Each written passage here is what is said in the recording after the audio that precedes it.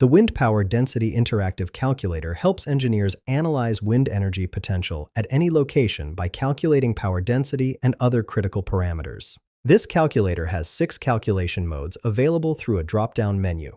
Calculate power density from wind speed. Calculate wind speed from power density. Wind speed at different heights. Average power density multiple wind speeds. Annual energy potential per square meter. And total power from turbine swept area.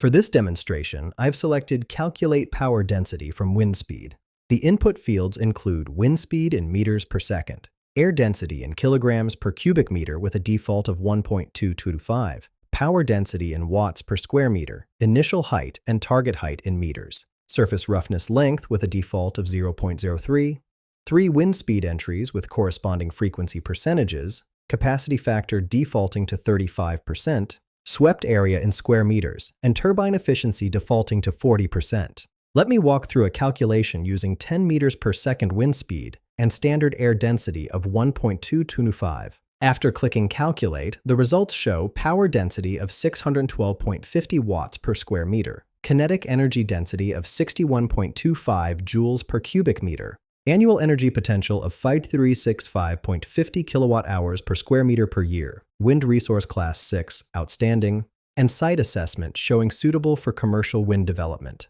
These values help determine project viability. Find the link in the description below.